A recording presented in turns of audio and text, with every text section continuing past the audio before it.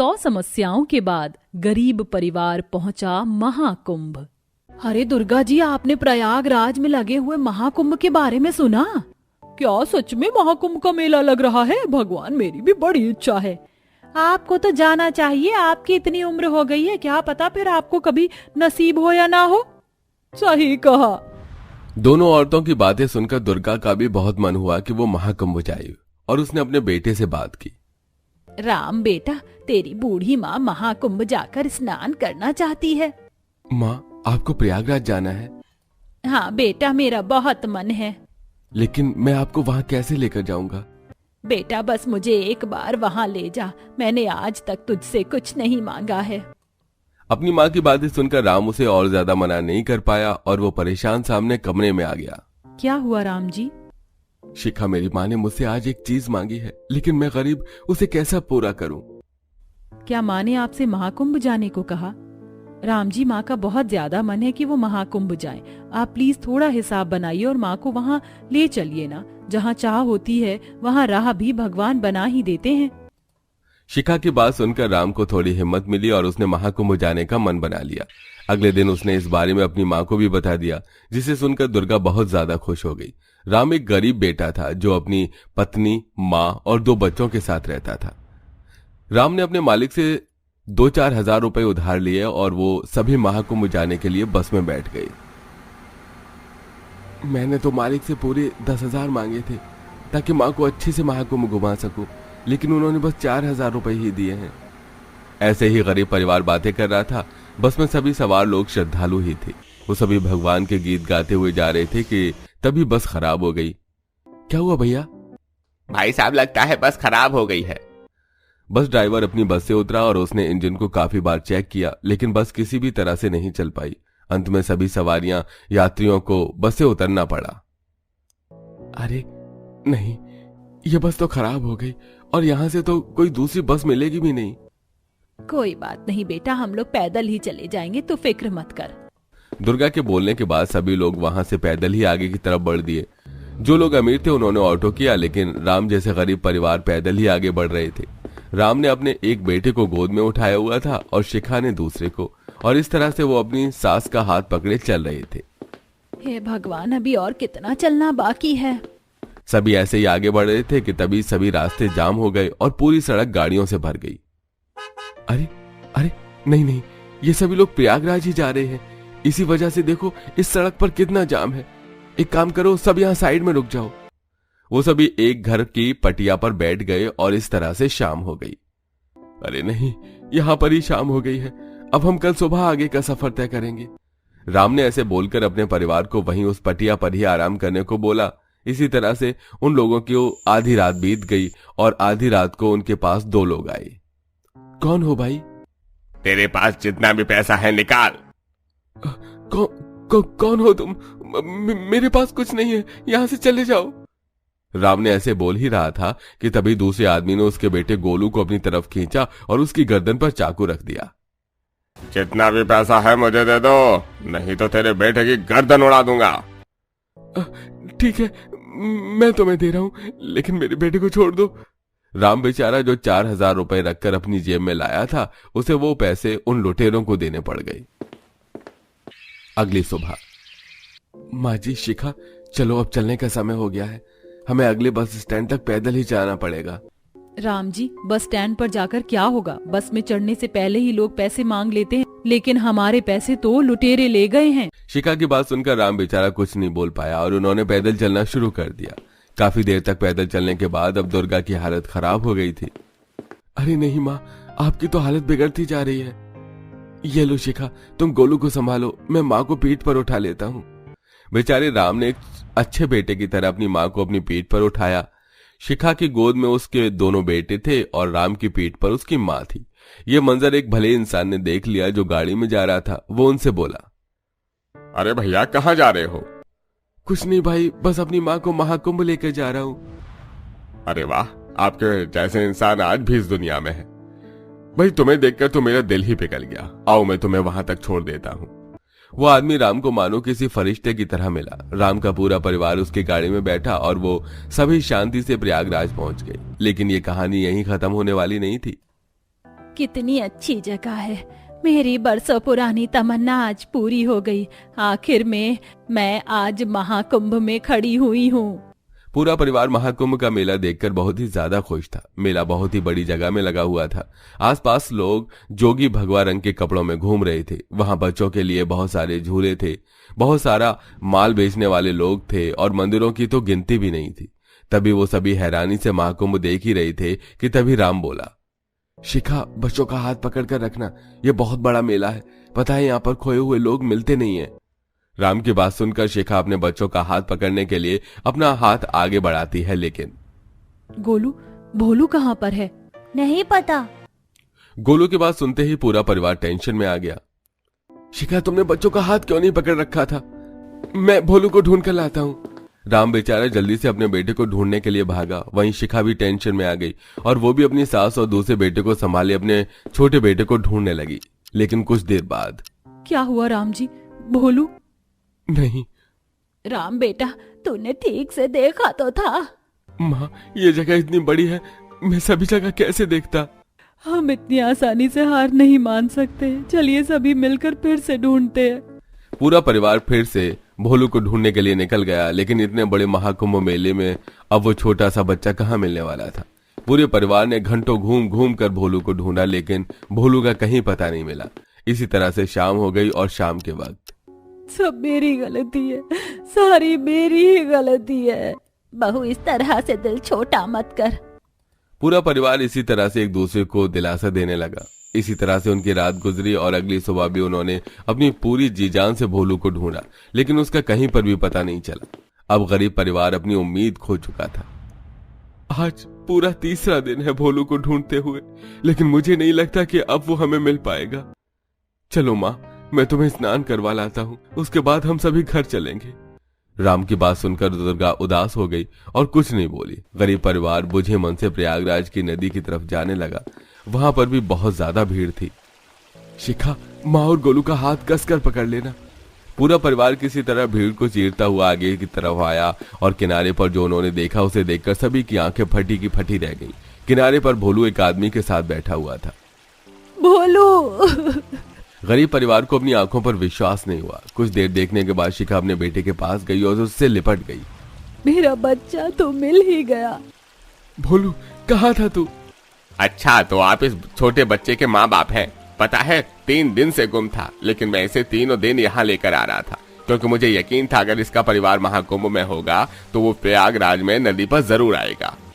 उस आदमी की बात सुनकर राम को बहुत ज्यादा खुशी हुई। सभी ने उस आदमी को बहुत ज्यादा शुक्रिया अदा किया और उसके बाद दुर्गा बोली, चलो अब सभी मिलकर स्नान करते हैं।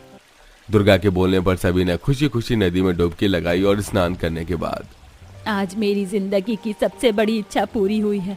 शुक्रिया राम बेटा, अगर तू ना होता तो हो सकता है मैं इसी इच्छा के साथ मर जाती, लेकिन अब मैं सुकून से अपनी आगे की जिंदगी जी सकती हूँ। अपनी माँ की बात सुनकर राम बहुत ज्यादा खुश हुआ और फिर वो सभी प्रयागराज से लौटने को प्रस्थान कर गए। जैसे ही वो महाकुंभ से बाहर आए, उन्होंने देखा कि एक भले आदमी ने गरीबों के लिए बस लगाई हुई है, जो उन्हें उनके घरों तक बिल्कुल फ्री में छोड़ देगी। अरे आ जाओ आ जाओ आ जाओ, फ्री में घर जाओ, आ जाओ इधर। राम का परिवार भी उसमें ही बैठ गया और वो सभी अपने घर सुरक्षित पहुंच गए और फिर वो सभी खुशी खुशी रहने लगे। हम कितने सालों से आपके यहाँ से राशन ले रहे हैं, लेकिन बीते कुछ महीनों में घर की स्थिति बहुत खराब हो गई है। मेरा भाई शहर गया है नौकरी के लिए। जैसे ही वो पैसे भेजेंगे हम आपके सारे पैसे चुका देंगे। भगवान के लिए थोड़े दाल और चावल दे दो, घर में अन्न का एक भी दाना नहीं है। अरे 6 महीनों से तेरा भाई शहर गया हुआ है, अभी तक तो उसने पैसे भेजे नहीं, अब क्या खाक भेजेगा? ऐसा मत करिए, मेरे माँ बाप ने 2 दिन से कुछ भी नहीं खाया, घर में अन्न का दाना नहीं है, ऊपर से इस कड़ाके की सर्दी में सबकी हालत खराब हो गई है। ठीक है, मैं तुझे राशन दूंगा, वो भी जिंदगी भर बिना पैसों के, और पहले का भी कर्ज चुकाने की कोई जरूरत नहीं है, लेकिन उसके बदले तुझे मुझसे लगन करना पड़ेगा। क्या कहा? शादी? शर्म नहीं आती अपनी सी आधी उम्र की लड़की से इस तरह की बातें करते हुए? क्या तुम्हारे घर में माँ बहन नहीं है? आरती बिरजू को खरी खोटी सुनाकर वहां से चली जाती है और घर आकर अपनी माँ के साथ सभी डिब्बे और पन्नियों में आटा चावल ढूंढने लगती है। ये सारे राशन के डब्बे खाली हैं, इनमें कुछ भी नहीं है। सारी पन्नी भी खाली हो चुकी है और कुछ भी नहीं है। घर में अब क्या खाएंगे हम?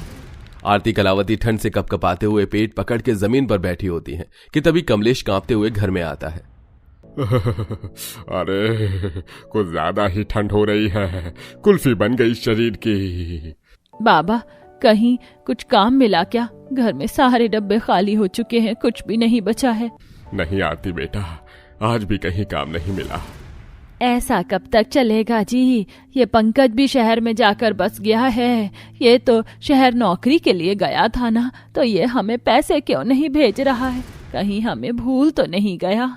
पूरा परिवार ठंड से कपकपाते हुए भूख के मारे परेशान हो रहा था कि तभी आरती थोड़ी देर के लिए घर से बाहर निकलती है और उसे किसी के चबूतरे पर गाय के लिए रखा हुआ आटे का भूसा मिलता है, जिसे उठाकर आरती घर आती है और उस भूसे से ही रोटी बनाकर अपने माँ बाप के साथ बैठकर नमक मिर्च के साथ खाने लगती है। जहां एक तरफ गांव में इस पूरे परिवार का हाल भूख से बेहाल हो रहा था, वहीं दूसरी तरफ पंकज शहर में।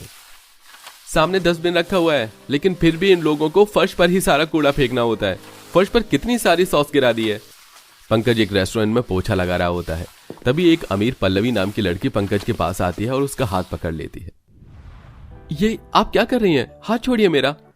आप क्या होता है पंकज? मैं तुम्हारी गर्लफ्रेंड हूँ, तुम्हारी बॉस नहीं। और कोई देख लेगा तो क्या हुआ? हम एक दूसरे से प्यार करते हैं। पल्लवी, मैं तुम्हें कितनी बार समझाऊं, हम सिर्फ एक दूसरे से प्यार ही कर सकते हैं, जिंदगी भर साथ नहीं रह सकते। मैं एक बहुत गरीब परिवार से हूँ, बल्कि हम तो एक झोपड़ी में रहते हैं। तुम्हारे और मेरे स्टेटस में जमीन आसमान का फर्क है। तुम्हारे घर वालों को भी मैं कभी सपने में भी पसंद नहीं आ सकता। तुम मुझसे प्यार करते हो, यही मेरे लिए काफी है। तुम मेरे घर वालों की फिक्र मत करो। हम भले ही अमीर हैं, लेकिन घमंडी या बुरे नहीं। मैं आज यहाँ इसीलिए आई हूँ ताकि तुम्हें अपनी माँ से मिलवा सकूं। पल्लवी पंकज को घर ले जाती है और अपनी माँ शोभा से मिलवाती है और पंकज की सारी गरीबी और हालात के बारे में बता देती है। पंकज बेटा, मुझे तुम्हारी गरीबी से कोई दिक्कत नहीं है। मैं तो बस अपनी बेटी को खुश देखना चाहती हूँ। तुम फिक्र मत करो, हम तुम्हें रहने के लिए अपना एक नया विला और संभालने के लिए बिजनेस भी देंगे। हमें इसकी कोई जरूरत नहीं है। मैं पंकज के साथ इसी गरीबी में सूखी रोटी खाकर भी खुश रहूंगी। आप बस हमें अपना आशीर्वाद दे दीजिए। पल्लवी शोभा का आशीर्वाद लेती है। इसी बीच उसके पिता भी आते हैं और वो उन्हें नहीं स्वीकारते, तो वो उन्हें छोड़कर मंदिर में जाकर शादी कर लेते हैं। अगले दिन बस पकड़कर दोनों ही पंकज के गांव पहुंचते हैं। थोड़ी दूर चलने पर पंकज पल्लवी को अपनी गरीब झोपड़ी में ले आता है। पंकज और उसके साथ पल्लवी को देख सभी काफी हैरान होते हैं। पंकज पल्लवी के बारे में अपने परिवार को सब बता देता है। पंकज, एक तो तूने इन 6 महीनों में कभी भी हमें थोड़े भी पैसे देकर नहीं भेजे। ऊपर से तू इतनी अमीर घर की लड़की को ब्याह करके ले आया। हम खुद एक रोटी के लिए तरस रहे हैं, इसे क्या खिलाएंगे?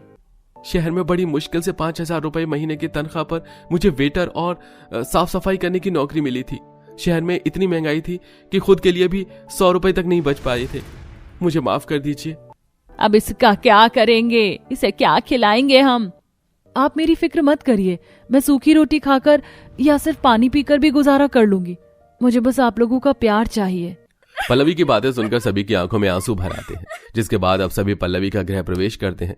आरती घर में रखे आटे के भूसे में सबके लिए रोटियां बना देती है। अपने ससुराल वालों को नमक मिर्च के साथ रोटी खाता देख पल्लवी को काफी ज्यादा दुख होता है कि कैसे उसके गरीब ससुराल वाले राशन के एक एक दाने और ठंड से परेशान होकर दिन काट रहे थे।